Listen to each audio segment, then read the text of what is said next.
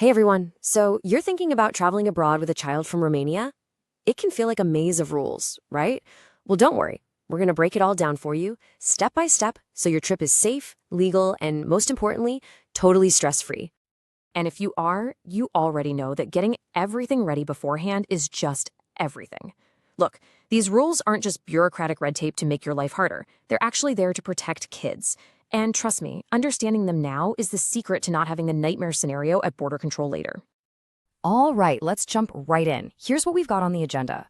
We'll look at Romania's travel rules for minors, dig into the absolute foundation, which is parental consent, walk through 3 key travel scenarios, talk about making your documents official, what to do beyond Romania's borders, and then wrap it all up with a super handy checklist. Okay, so part 1, Romania's minor travel rules. Let's start with the big question. Why are these rules even a thing? Why so strict? Well, the reason is actually pretty straightforward and really important. It all boils down to one simple goal: making sure Romania's youngest citizens are safe when they travel internationally. That's it. So for you, following these rules isn't just about ticking boxes.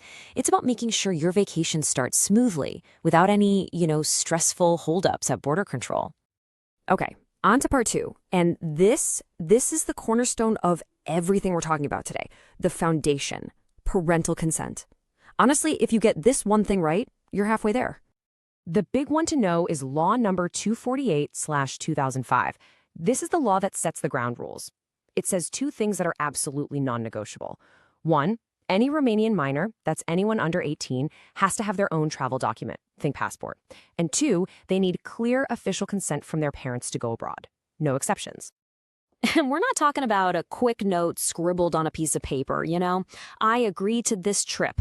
No way. This consent form has to be super detailed. We're talking exact destinations, the length of the trip, the reason for the trip, and of course, the full details of the adult they're traveling with. Okay, so we've hammered home that consent is everything. But what does that actually look like in practice?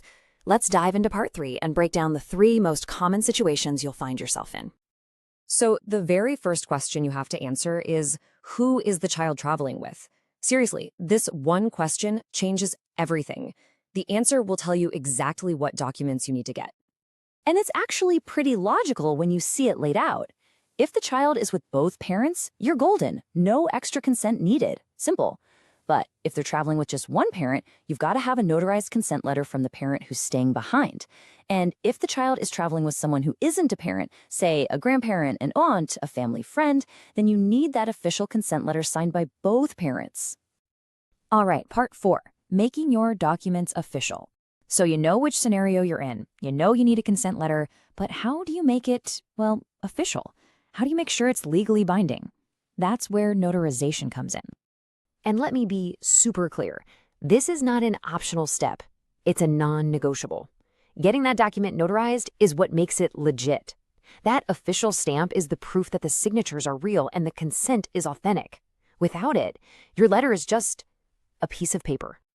The process is pretty simple. You go to a notary, you give them all the trip details, and they'll draft and validate the official declaration. But here's a pro tip, and this is a big one. Look at step 4. Depending on where you're going, you might also need something called an apostille. This basically makes your document valid in other countries. So you absolutely have to check the rules for your destination country.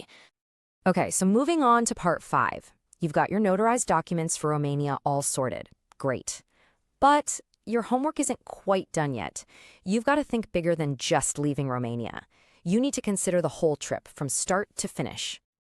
I mean, think about it. Are you passing through another country on a layover? Because that transit country could have its own rules for minors. And here's the one that catches so many people off guard. What about the airline? They almost always have their own set of rules and forms. You have to check with them directly. And just look at this. The policies are all over the place. Taram has a mandatory unaccompanied minor service for kids under 12, but then you have Wizz Air, where kids under 14 just need to be with someone over 16. The takeaway here is so simple. Never, ever assume. Check your airline's policy when you book your ticket. And while we're on the topic of documents, here's a quick but absolutely vital reminder about passports. If you're traveling inside the Schengen area, the child's passport needs to be valid for at least 3 months after your trip ends.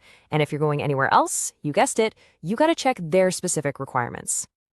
Okay, part 6. We've covered a lot of ground. So let's pull everything together into one simple, final checklist to make sure your trip is completely worry-free. Think of this as your last-minute sanity check before you leave for the airport. Run through it one more time. Is the passport valid long enough? Check. Got the right notarized consent letter for your specific situation? Check. Did you look up the rules for transit countries and your destination?